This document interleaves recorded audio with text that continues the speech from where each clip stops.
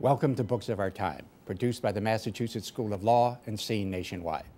Today we shall discuss a book about an Arab television network that has been bitterly criticized as anti-American and dishonest by high American officials such as Donald Rumsfeld. The network and the book itself are named Al-Jazeera. The book was written by Hugh Miles. Mr. Miles, the son of a British diplomat who was posted to the Middle East and was for a period the British ambassador to Libya, was born in Saudi Arabia. He was educated first in Libya and at Eton in Britain, and then studied Arabic at Oxford and in Yemen. He lives in Egypt, where he is a journalist and consults to a business which advises clients on doing business in the Middle East. He has written for prestigious British publications such as the Sunday Times of London, the London Times Review of Books, and The Guardian. In 2000, he received the London Times Young Journalist of the Year Award. To obtain information to write the book entitled Al-Jazeera, he traveled the world from the Middle East to Dearborn, Michigan, a Detroit suburb with many Americans of Middle Eastern descent. Mr. Miles is here with me today to discuss his book, and I am Lawrence R. Velvel, the Dean of the Massachusetts School of Law. Thank you very much, Hugh. I should tell the audience that you have come all the way from Egypt for this. I often thank people for coming from wherever they came. Last week, a fellow came 3 blocks from Boston University. You've come from Egypt. I guess the average trip's about 3,500 miles. Well, thank you very much. It's extremely kind of you to have me on the show. Well, it's a very important subject about a very important television network about which we Americans tend to know precious little. So let me start out by asking you this. In the introduction, as I said, or as I should say that, as I said in the introduction, a high American official, Donald Rumsfeld, and I'm afraid many others too, have criticized Al Jazeera as being anti-American and partisan and dishonest and irresponsible and almost any other epithet one cares to apply. What is your response to this? What is your view of this matter? Well, you're absolutely right. It's true that Donald Rumsfeld and Wolfowitz and others in the American administration have been some of the most passionate critics of Al Jazeera. But the irony is that Al Jazeera has actually done more to spread democracy in the Middle East than any policy of either the American administration or the British administration. Al Jazeera focuses on American politics, it focuses on British politics, it has 3 weekly programs coming out of the UK, it has 1 weekly program focusing on European politics, these shows have done a great deal to educate Arabs both in the Middle East and also in the Arab diaspora living here and in other countries about how democracy works. So Donald Rumsfeld has got it quite wrong. Do you think, well, what question one? You said, and you said at lunch, it's done more than the Americans have done to spread democracy. It has perhaps educated people about the way democracy works. Do you think this has resulted in spreading democracy? Well, unfortunately not, because the Middle East is not a very democratic place, and it doesn't look any more democratic now than it did in 1996 when Al Jazeera began. But a free media, a free press, and that's what Al Jazeera is a very important part of the jigsaw. Now, it is important not to confuse Al Jazeera with political change. Al Jazeera is not a political system. If, for example, I'm a Saudi, I'm sitting in Saudi Arabia, I watch a talk show on Al Jazeera and they're debating should women be able to drive cars, for example. I might see 2 guys talking about it and I might think, hey, why can't women drive cars? But the fact is, Saudi Arabia is a dictatorship and there is no political mechanism in place for the kind of changes, the kind of thoughts that Al Jazeera might provoke to put that into process. You would say, would you not, that Rumsfeld, Wolfowitz, I don't know, perhaps Fief, some others in the American administration, excuse me, are, when they criticize Al Jazeera, grinding an axe because they don't like what it's showing? Would that be an accurate way of describing what your view? Sure, they don't like what it's showing. What is it showing that they don't like? Al Jazeera is a free speech forum where people can say what they like.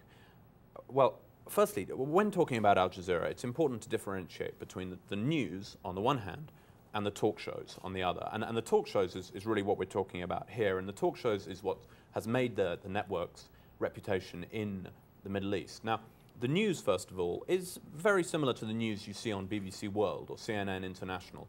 The journalists try hard to be objective, and let's face it, there's no such thing as objective truth. Anything, all language is loaded one way or another, but on the whole, the news that Al Jazeera puts out is of an extremely high standard, and it's trusted as truthful and accurate by other media organizations all over the world with which it has sharing agreements, including the BBC, CNN, Fox, many major networks. They take its stuff. They regularly use its footage, Yeah. and if Al Jazeera reports some event, they don't doubt it because it's on Al Jazeera.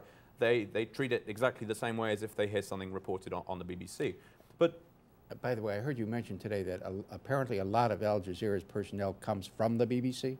about a third of Al Jazeera's staff are BBC trained, and most of Al Jazeera's staff are Western educated. Most of them are bilingual. Many of them worked for the Voice of America, for example, and other ones have worked for Arab news organizations, which never gave them the opportunity to express themselves as journalists the way that working for Al Jazeera has given them the opportunity. But what Donald Rumsfeld objects to are the talk shows, and this is the same thing that Arab rulers in the region object to, because on Al Jazeera's talk shows, they invite on guests who are free to say whatever they like. Now, Al Jazeera's motto is the opinion and the other opinion, and Al Jazeera always balances one point of view with another point of view, but they do invite on guests who sometimes say very hateful, sometimes anti-Semitic things. Now, the question arises, at what point must Al Jazeera start taking responsibility for the opinions of its guests? And that's not a very easy question to answer.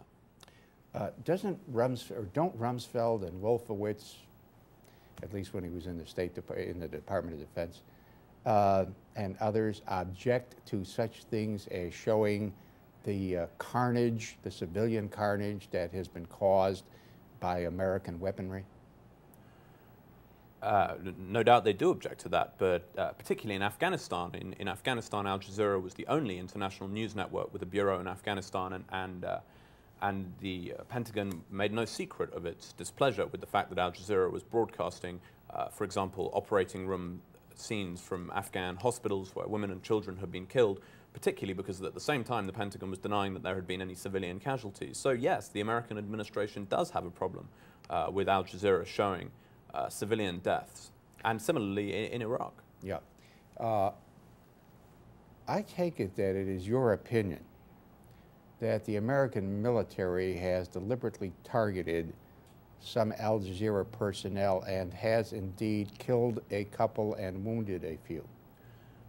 Well, it's not just my opinion. They've said so themselves. They have said, General Tommy Franks said in a letter to the BBC, the Al Jazeera bureau in Afghanistan was deliberately targeted because, quote, it was a known Al-Qaeda network, or it had connections to Al-Qaeda.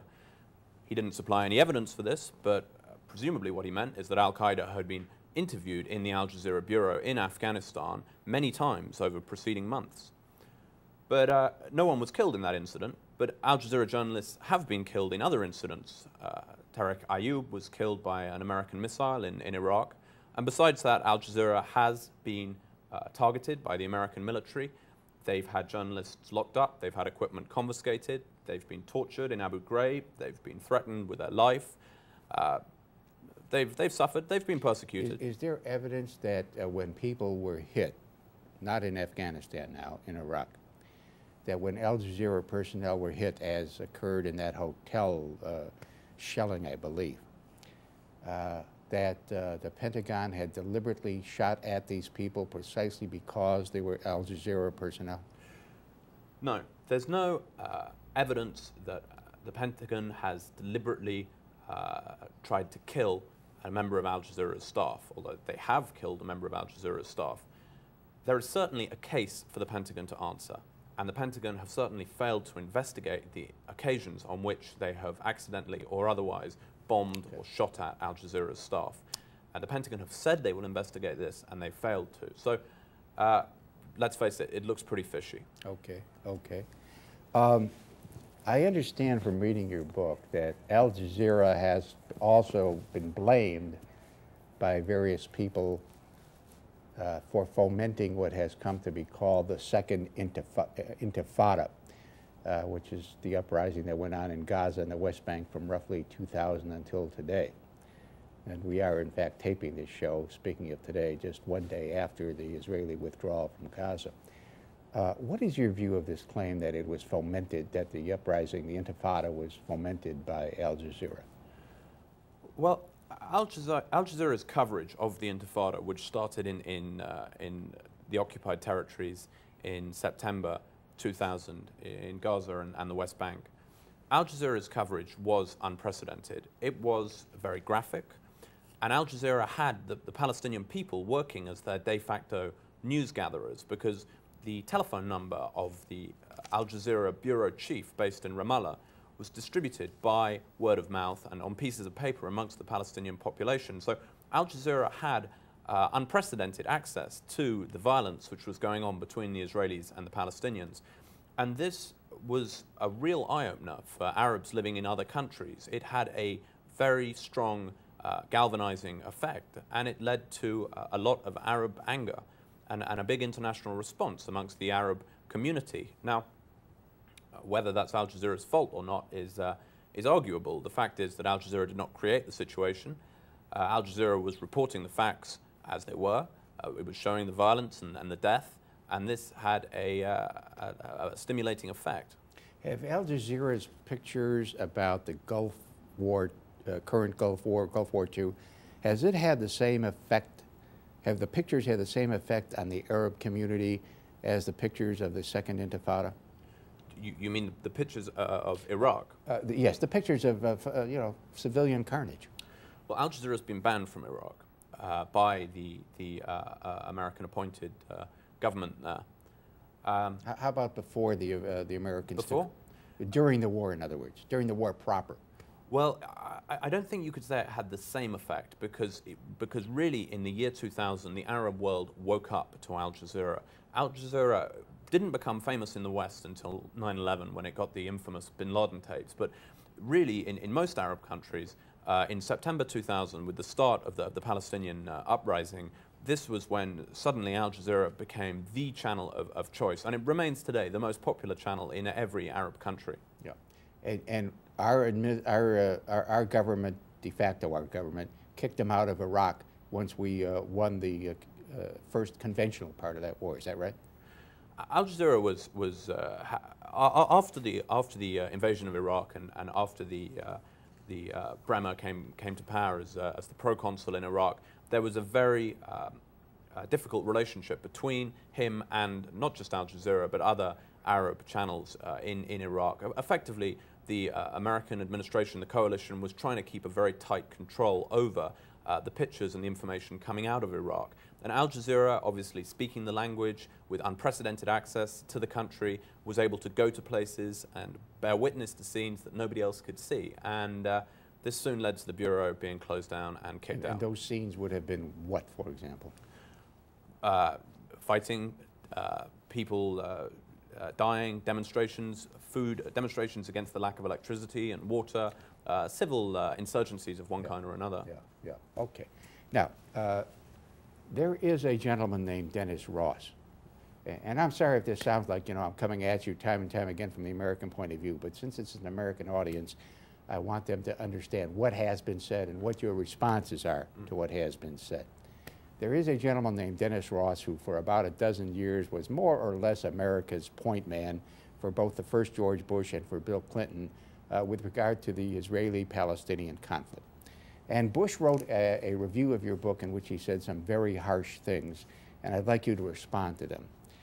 He said that you believe Al Jazeera can do little wrong and that you have a predisposition against the United States and Israel, that the fury in the Arab world is justified, that Al Jazeera served as a, quote, microphone for a Hamas leader who blessed suicide bombers.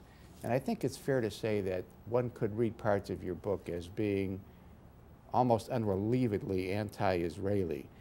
That's mine, not Ross's. Well, what are your responses to what Ross said and to my own insertion? Well, that's quite a string of accusations, which I should try and take one by one. You have read his piece before? I have read his piece, yeah, and I'm familiar with Ambassador Ross and who he is and his point of view. Regarding me being anti-Israeli, I'm not anti-Israeli. I believe Israel has a right to exist, of course. It has a right to defend itself. It has a right to secure borders. What it doesn't have a right to do is to occupy and build settlements on Palestinian land captured in war. And nobody in the international community, apart from Israel, believes that they do. So I'm not alone in this. America, as part of the Security Council, as part of the United Nations, has signed up to this as well. So I'm not anti-Israeli.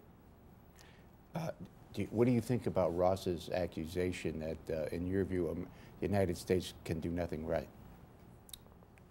The United States can do nothing right? Well, I'm afraid to say that I certainly opposed the war in Iraq. I thought the war in Iraq was the wrong war. I demonstrated against it in London. As it turns out, the US administration lied about the connection between Saddam Hussein and the weapons of mass destruction. The US administration lied about the connection between Saddam Hussein and 9/11. The US administration lied about the connection between Saddam Hussein and Osama bin Laden. So I'm anti the US administration. Yeah, I guess you could say that's true. I guess you have found that an increasing number of people have come to agree with your position. Sadly, I think that might well be the case. Yeah. What do you think? Ross also said that well, he was against the idea of portraying, as Al Jazeera apparently does, some really gory images from the West Bank and from, and I guess from Iraq too, and from Afghanistan. You mean, do you think that it was either necessary, desirable, permissible, excusable? What is your view about portraying those kinds of images, as Al Jazeera has from time to time? What images specifically were you? Well, he says that he said that, for example, images of beheadings. Well, I'm afraid that just shows Ambassador Ross's ignorance about the channel. Al Jazeera has never shown a beheading. It's never shown a beheading. It's never shown a beheading, and the only execution it's ever shown is an American soldier shooting a wounded Iraqi. Which is a terrible thing. I guess what might lead one to ask, well, why haven't they shown a beheading? Because that would look very bad for Al-Qaeda. Just like an American shooting a wounded soldier looks very bad for the United States. Al Jazeera is not trying to propagate one side or the other. Al Jazeera is a news channel which is trying to present what is newsworthy. It is not trying to horrify or disgust by showing obscene or grotesque image. It's not trying to attack or defend either the American government or Al-Qaeda. It doesn't sympathize with either of them. The point is, Al Jazeera, its journalists are trying their best to present the news in an objective way. And that is, I think it's fair to say, your considered opinion after a couple of years of investigating and sitting there talking to the network people and watching their tapes and so forth. Would that be accurate? Indeed, I've spent a great deal of time watching Al Jazeera. I've met many of the people on their staff. I've traveled and interviewed other people in the Arab media, in the State Department, and I can say, with all honesty, that most bilingual media observers, including within the State Department, agree with me. Unfortunately, most bilingual media observers in the State Department have been marginalized by this current administration as suspicious or unnecessary, because this administration seems to think it knows more about the Middle East than its own experts, spies, and agents. Spies. I like that. Hugh, there have been accusations, and in Spain, one Al Jazeera, I gather one leading, very famous Al Jazeera reporter, is currently, as we sit here today, which is, what, August 18th, I think, is currently under indictment for Al-Qaeda activities. What do you make of this? Do you think Al Jazeera has ties to Al-Qaeda? Think any of its personnel have been involved with Al-Qaeda? There's no question that Al Jazeera has been involved with Al-Qaeda. They've interviewed bin Laden. They interviewed him on October the 20th, 2001. They've met with other senior members of Al-Qaeda and interviewed them. So from that point of view, there's absolutely no question that Al Jazeera has links with Al-Qaeda. That's not to say that Al Jazeera sympathizes with Al-Qaeda. Al Jazeera's relationship with Al-Qaeda is the same as the BBC's relationship with the IRA. The BBC has interviewed IRA killers, but that's not to say the BBC has any sympathy for their political point of view. And the fact that the BBC or Al Jazeera has these contacts within these terrorist organizations are grounds for pride, not grounds for infamy and persecution. You would say, would you not, and I'm not being sarcastic, I'm not attempting to be sarcastic, but it's not all that different than if one were to say NBC has ties with the administration. The point is that the administration, like bin Laden, like Hezbollah, like Saddam Hussein, all these people are protagonists who, like it or not, you may not agree with their point of view, and nobody agrees with all their point of views. The fact is, they are representative of a group of people, and their opinions need to be heard at the table. Yeah, well, the word links, I mean, what I'm getting at is the word links is, in your judgment, I take it, nothing other than a way of saying, look, I know the guy so I can interview him, or I've talked with him so I can interview him, or I've talked with him so I have an interview that I can write down in the New York Times or something like that. That's what, that's how you would say, that's what you would say links means, is it not? Fox News and CNN would give their right arm to interview bin Laden or anyone from Al-Qaeda if they had the capability and the contacts. So you say they want links? Oh, they would love links, and in fact they use Al Jazeera's footage, although they like to criticize, in particular Fox likes to criticize Al Jazeera in public. Behind the scenes, they're petitioning Al Jazeera night and day to strike better deals to use its footage. Do you think that it was proper, and I think we talked about this at lunch, do you think it was proper for Al Jazeera to carry people who said, and I realize it's not Al Jazeera saying this, who said that, for example, Jews knew all about the oncoming of 9/11, and so no Jews went to work that day in the towers and none got killed. And I gather from what you're saying, that that particular claim is being bruited all over the Middle East. Is it proper for Al Jazeera to have carried it? Firstly, no Al Jazeera journalist has ever said that no Jews died in the World Trade Center attacks. Never. No, but they've carried the statements of people who have. Indeed, that is true. They have done in the past. Now, obviously that's a lie for a start. Nowadays, when guests on Al Jazeera say dishonest things, Al Jazeera are very quick to pick them up on it and to say, you can't say that, that's not true. In the early days, Al Jazeera was so keen to make an impression, to break the rules, to try and get on everybody and to try and say controversial things. Sometimes in their rush to make a splash, they did let guests say hateful, anti-Semitic things, sometimes dishonest things, which they did not pick up on regularly. This was back in the 90s. In more recent years, when Al Jazeera, especially since 9/11, when Al Jazeera has been under the spotlight, it has been stringent in picking up guests when they say lies, like, for example, no Jews died in the Twin Tower attacks. That's not to say that Arabs don't believe that. I mean, I'm sad to say that most Arabs do believe that no Jews died in the 9/11 attacks. Okay, we have to take a short break for a public service announcement. I think it's a public service announcement. I don't watch them. We'll be right back. Stay with us for more on Al Jazeera.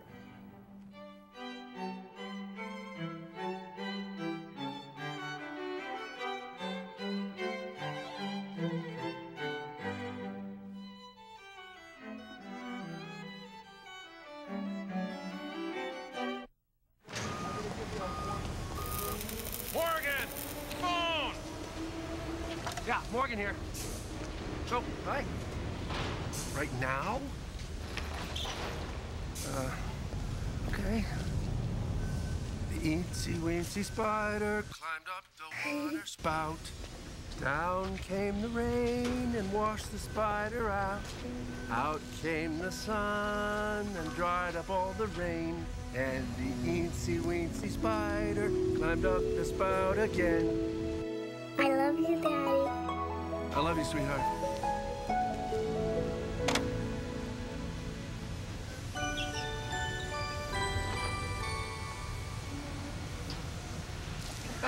Family. Isn't it about time? What can I say? It's my girl. From the Church of Jesus Christ of Latter-day Saints. There's a time and a place to be aggressive. Now that's cool. That's uncool. Cool. Uncool. Cool. Now that's uncool. Take it out on the field, not on each other. There's nothing cool about violence. Kids aren't afraid of other kids. Or people with different color skin. That's because kids know there are other things. Worse things. Bigger things to be afraid of. Like monsters from outer space! Remember, friends come in all colors.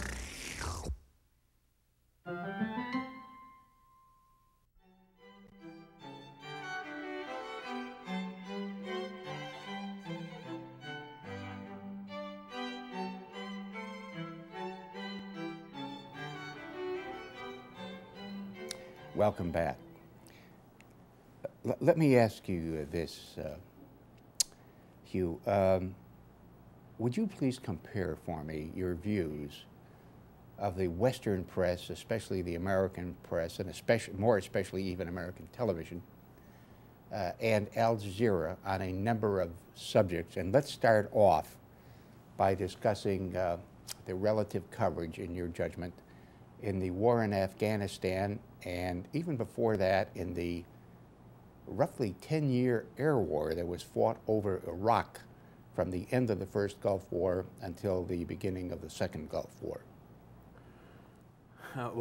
It's a pretty big chunk of time you're talking about, but Al Jazeera has a much bigger focus on foreign affairs, typically, than what you see on US networks. Al Jazeera is very interested in foreign politics, in British politics, American politics, much more interested, I think, than one sees on US networks. I'm not an expert on the US media. I don't watch it all the time. I do watch Al Jazeera, but certainly in the run-up to the invasion of Iraq, Al Jazeera, for example, would report on the day-to-day fighting between Saddam's regime and the coalition bombers which would fly overhead, and this went largely unreported on Western television. It went unreported in Western media for about 10 years, did it not? I think it was more or less unreported for about 10 years, which is why on 9/11, the Western media, the American media,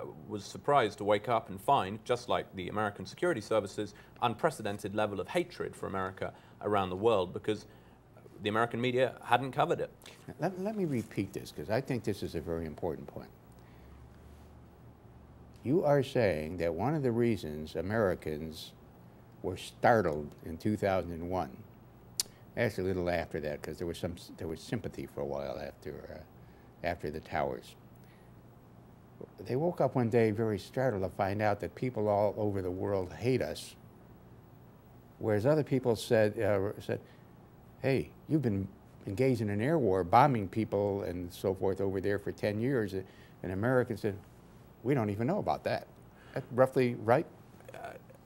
American planes and Saddam's Ba'athist regime exchanged fire over Iraq virtually every single day. In fact, I think literally every single day for 10 years. And this went more or less unreported on American network news.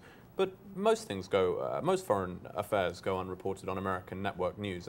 My limited exposure to American network news seems to be that it's obsessed with missing pretty white girls. I don't think they exclude pretty African-American girl. I've never seen them looking for a pretty African-American girl. What do you think about the relative coverage in the second Gulf War itself? Well, I think that there were a lot of differences between how Al Jazeera and how the Western networks covered the invasion of Iraq. That's what you're speaking about, the invasion of Iraq. Yes.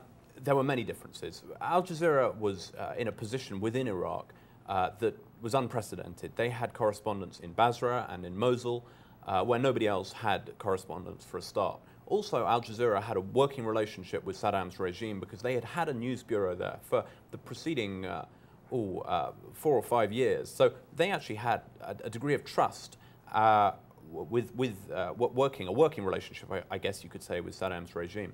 So when the war started, Al Jazeera was in a better position to report from within Iraq. But secondly, much to the chagrin of the coalition, Al Jazeera treated the information coming from coalition central command, coming from Brigadier Vincent K. Brooks, as as suspicious. Brooks and other coalition commanders put out in the name of propaganda. What would be examples of such lies? Well, I can give you several examples. I mean, one was when early on in the war, when the British troops had surrounded Basra. Now, if you cast your mind back to the war, what had happened is they had been struggling to take Qasra, first of all, which is the port at the very south of Iraq. And Qasra is a much smaller, less defensible town than Basra, which is the second largest town in Iraq. So the British, faced with taking Basra, were really sure that they were in for a very, very tough fight. And Basra was defended by the Iraqi 51st Division, also by Saddam's Fedayeen, and also Iraqi irregulars. And they had retreated into Basra, they had discarded their uniforms, and the stage looked set for a really bloody battle between the two, and it was a standoff. Then Brigadier Brooks said that something wonderful was happening, which is the Shiite population of Basra were rising up against the Ba'athist party, the Ba'athist regime. There was a revolution on the streets of Basra, if you like, and this was exactly what the coalition had been hoping for. Unfortunately, they didn't count on Al Jazeera, who were the only news team in Basra, who showed pictures of quiet streets, no uprising, no revolution, and they exposed his lie.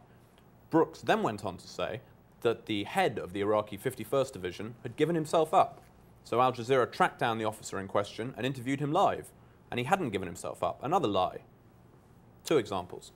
Do you know, by the way, this is sort of a by-the-by, but whatever happened to those people who retreated into Basra and then cast off their uniforms and so on? I think they're probably still fighting in Basra now. I mean, you think that was a prelude to insurgency? That's the question I'm asking. Well, I would guess so, yeah. I mean, Al Jazeera were as taken back as everybody else when, if you remember, what happened is as the US troops approached Baghdad, the famous Republican Guard was surrounding, there was a cordon around Baghdad, and everyone was expecting what Saddam called the mother of all battles.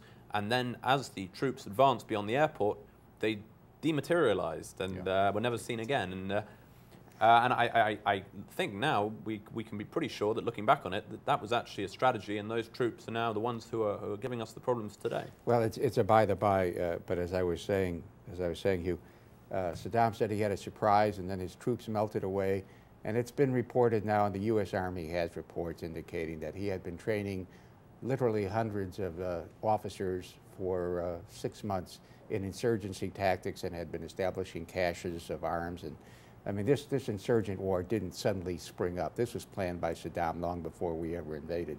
But that's not widely known in the United States either, but it's also pretty much inarguable, I think. Another question. Al Jazeera, during the invasion itself, showed pictures a lot worse than anything we saw on American television, didn't it? Also, a related point. What about the embedding of American troops, of American reporters with American troops? What was the effect of that in terms of what was said and shown? Okay, let's just take those one by one. Your first question was... The first question... Well, what was the difference in the pictures that were shown? Right. Well, Al Jazeera shows more gory pictures than what you see on American TV screens. Al Jazeera frequently shows people with their arms and legs blown off, children with their brains hanging out. This happens. Now, I would argue that it's important that viewers see this. And I know that within the BBC, for example, there's a very hot debate about how much gore should be shown. And many people within the BBC believe that more blood and gore should be shown. And why do people think it's important to show that? Well, let's face it, you're a taxpayer, you're paying for this war, you're paying for these bombs. I think you've got a right to see what you're doing to the Iraqi people. Why is it up to the news agencies to sanitize what you're seeing? And most importantly, why now? Because American news networks have not always been so squeamish. In 1993, CNN showed pictures of dead American GIs being dragged through the streets of Mogadishu by Somalians. Now we have a new American administration, a new media policy, and we have networks which have never been less questioning of an American administration in history. I think it's fair to add that the American networks also showed the 4 fellows hanging from the bridge in Iraq. What do you think the effect on American reportage was of the fact that literally, I gather, literally hundreds of American reporters were embedded with our troops during the invasion? Well, this really put American networks in an extremely compromising position because the American networks had to stay in with the Pentagon because if they fell out with the Pentagon, if those reporters, those embedded reporters, were expelled from their units, then that network would no longer have competitive pictures. Because let's face it, the pictures which look good on television are the embedded pictures. They're the soldier's eye view. So it really put American news networks in a very, very compromising position. Well, let me ask an even much more pointed question. What is your view of the idea or the argument that embedding turned the American news media into a group of cheerleaders? Well, I wouldn't say it turned them into a group of cheerleaders because I think that it was a given that they were already cheerleaders in the run-up to the war. If you look at the analysts and the guests who were on the 5 big American news networks in the months leading up to the war, you will see that they were almost unreservedly patriotic pundits who were pro-war, and that those who opposed the war, I'm talking about people like Kofi Annan, like Hans Blix, like Mohammed al-Baradei, these people were dismissed out of hand. Their case was regarded as laughable. And now, of course, it turns out that the American networks were all quite wrong. And we're not just talking about the networks. The newspapers were frankly just as bad. I think it's fair to say that the New York Times has apologized for its inadequacy in terms of its rather complete failure to question the claims that were being made by the administration at the time. Let's go back, so to speak, to the beginning. Why did you decide, and how did you come to decide, that you wanted to write a book on Al Jazeera? Well, because of my background, I've spent time living in the Middle East. I've studied Arabic. My father, as you mentioned at the beginning, was a British diplomat. But what really brought me to be interested in Al Jazeera was because during the invasion of Iraq, I was working for Sky News, which is the sister company of Fox. I was working in the UK, in London. Both owned by Murdoch. Another Murdoch. Sky is a big thing in Britain. Right, Sky is the British Fox, basically. Yeah. And my job was watching the other news networks because all news networks watch each other to make sure they don't miss anything. And because I'm an Arabist and I speak and understand Arabic, my job turned out to be watching the Arab stations. And because Al Jazeera had so many exclusives, Al Jazeera really became the network to watch. And why then did you think it's desirable to write a book about Al Jazeera? Well, what happened is, off the back of my experience working at Sky, when I saw the difference between the war as represented on Al Jazeera, and I saw these important differences between the war on Al Jazeera and the war on the BBC and on American channels, I wrote an article about this, an article which was published in Britain, and I got a lot of responses, both positive and negative. And I realized that there was a dearth of information about this channel and a great deal of interest. And I had so many questions myself. How did this channel start? Who owned it? How was it funded? Did it know where Osama bin Laden was? Was it in league with the insurgents in Iraq? Many, many questions. And these questions, no one could give me a straight answer. Yep. So I flew to Al Jazeera and just put them directly to them. The next logical question is who started Al Jazeera? But I want to start at the other end, if I may, because I find it so fascinating. We have in the United States a significant Arab-American community in Dearborn, Michigan. And as I was telling you earlier, dredging up from my memory from the early 1940s, I seem to remember that a fellow named Captain James Jabara, who was a member of that community, was the first American air ace in Korea, first one to shoot down 5 enemy planes. But that community at Dearborn, Michigan is of long standing, although you have said it's been greatly augmented now by immigration. You went there to find out its views on Al Jazeera. What did you find its views to be? The Arab-American community in Dearborn, Michigan.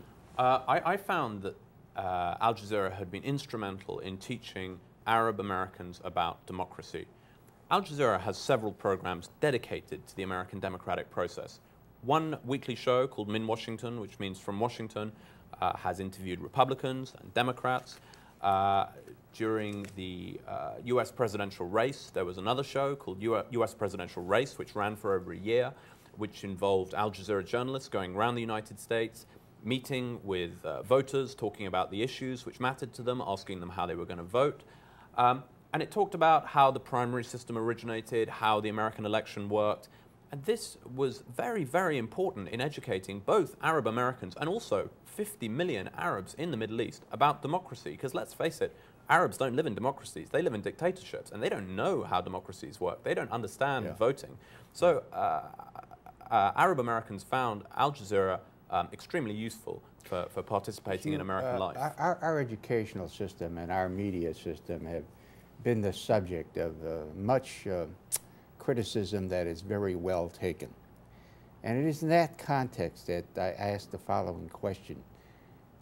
Is it peculiar, or regardless of whether it's peculiar, what do you think about the fact that people of Arab descent who are Americans in the United States are finding out about our system from an Arab television network? Well, I think it's understandable, given that given the circumstances by which many Arabs arrive in America. I mean, many of the people who arrive are refugees. They're seeking political asylum. Many of them escaped from Iraq, and many of them don't speak English. And Al Jazeera is obviously one way that they can stay in touch with events back home. They pull this down off of satellite TV, I take it. That's right. Satellite TV. We have to take another break. After the break, we're going to get into the founding of Al Jazeera and its relationships with its host country and with other countries in the Middle East. Stay with us. We'll be right back after a short announcement.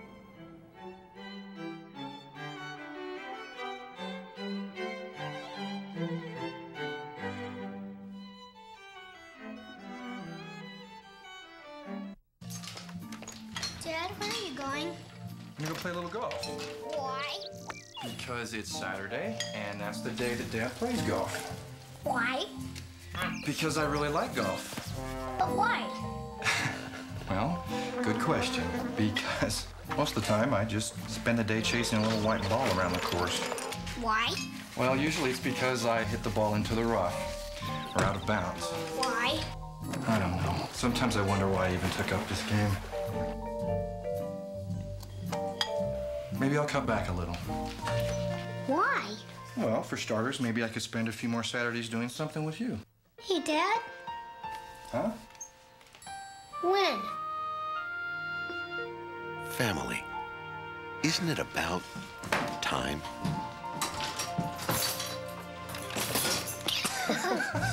From the Church of Jesus Christ of Latter-day Saints.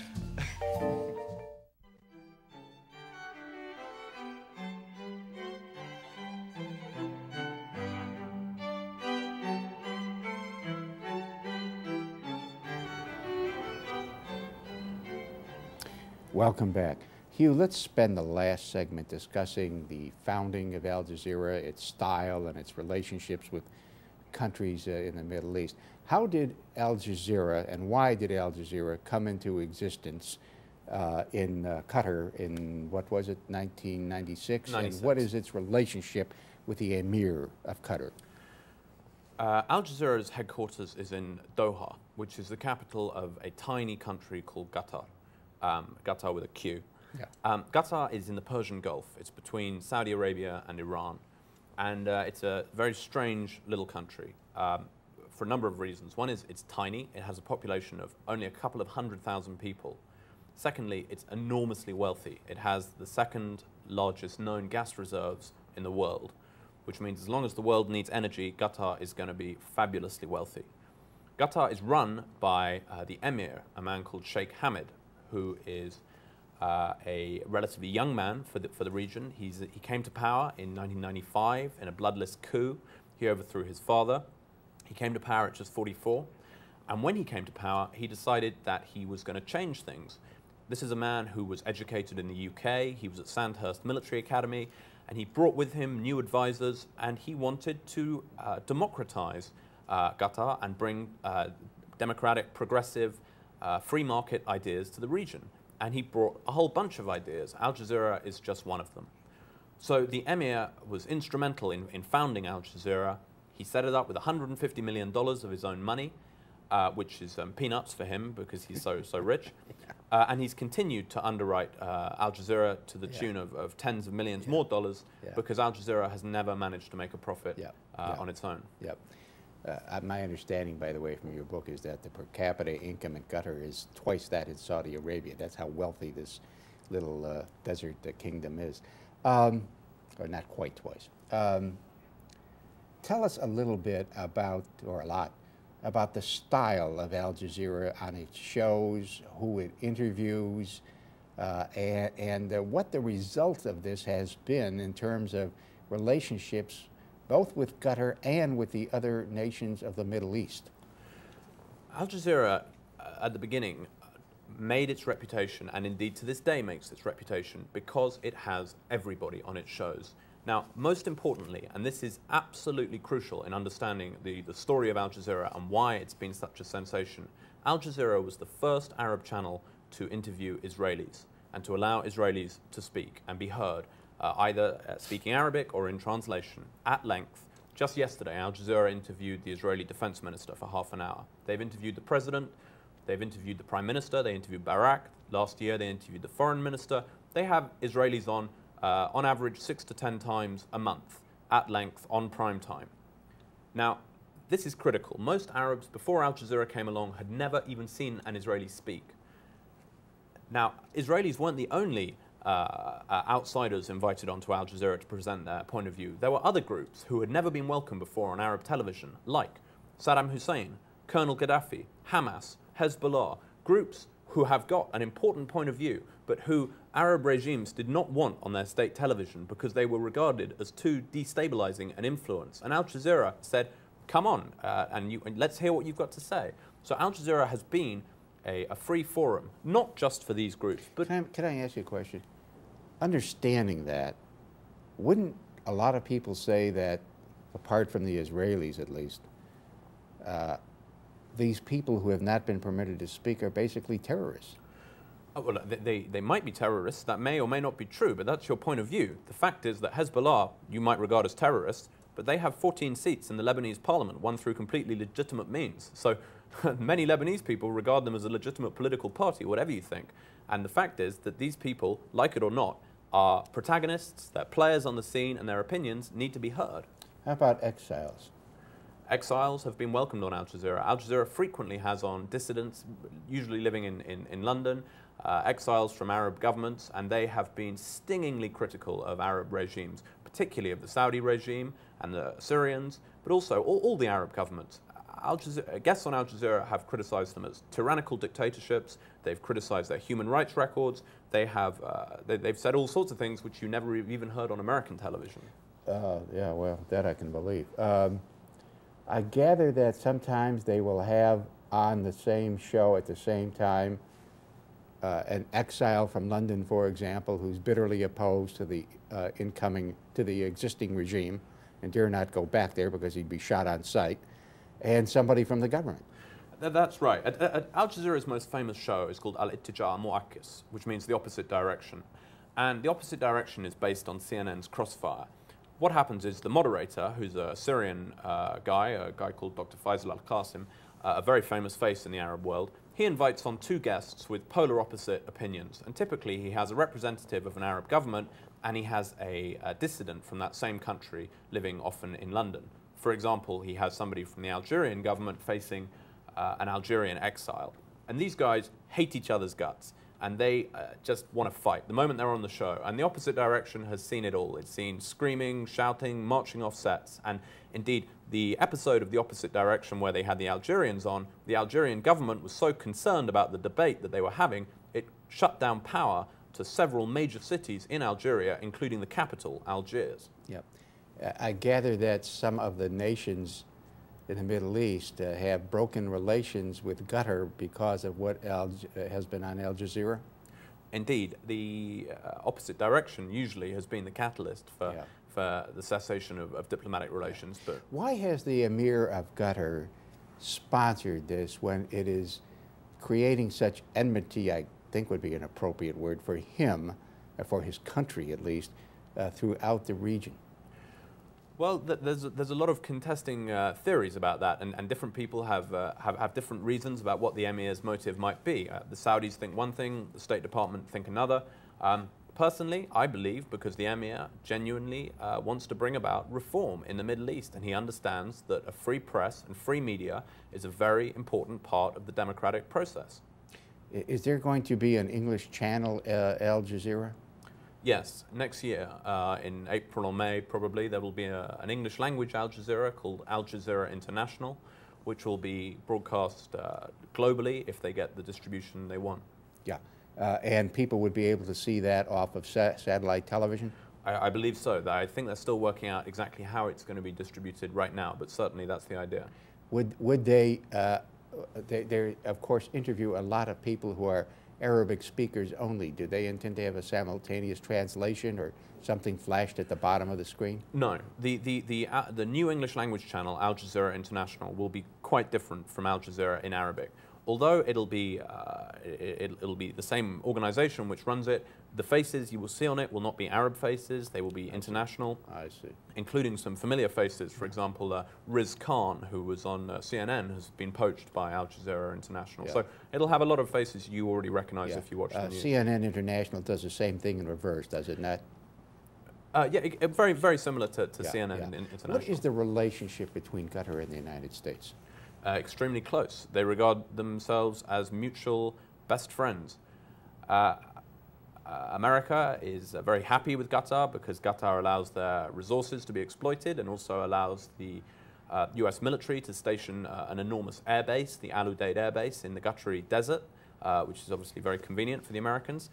And the Qataris are very, very happy with the American presence because it keeps them safe from Saudi Arabia and Iran, neighbors which, let's face it, are pretty volatile at the best of times. Yeah, actually, we have two bases there at Qatar, don't we? Indeed, there are two bases, that's true. And it's true, is it not, that Qatar has replaced Saudi Arabia as the home of the American presence in the Middle East, because we got kicked out of Saudi Arabia for various reasons, including pressures put on by the likes of bin Laden, and we repaired to Qatar, and Qatar let us in, if I understand it correctly. Is that basically right? That's right. The Emir of Qatar once said to his advisors that the only way we can be sure that the Americans answer our 911 call is if we have the police at our house. I understand, Hugh, that the impact of television in the Middle East is outsized even in comparison to its impact in the United States, fundamentally because of illiteracy. Would you explain that? Illiteracy rates in the Arab Middle East are distressingly high, especially amongst women. If you look at State Department statistics on illiteracy in Iraq, for example, over 75% of adult Iraqi women can neither read nor write. In 75%? Egypt, over 75% of adult women. In Egypt, which is the most populous Arab country by far, over 50% of adult women can neither read nor write. Men, the rates are lower, but they're still distressingly high, which means that Al Jazeera and television news is disproportionately important in how people understand what's going on in the world around them, and newspapers and books, by comparison, play a very peripheral role. Al Jazeera has been, there have been attempts by the Western nations, have there not? Britain, France, Germany perhaps, I don't remember, the United States, Canada, to ban Al Jazeera from their own airwaves. Is that true? Mm-hmm. That there have been attempts to censor it, and indeed, as you mentioned at the very start, Rumsfeld and Wolfowitz have called for the closing and the banning of Al Jazeera. Al Jazeera has been banned from Iraq, which, from the Arab point of view, seems unbelievably hypocritical. Here you have the most prestigious, the most famous news organization in the Arab world, and you have the American government calling on it to be closed, and yet at the same time you have a war being waged in Iraq ostensibly for freedom, liberty, freedom of speech. I mean, have you any idea how hypocritical that looks to Arabs? Yeah. Maybe not.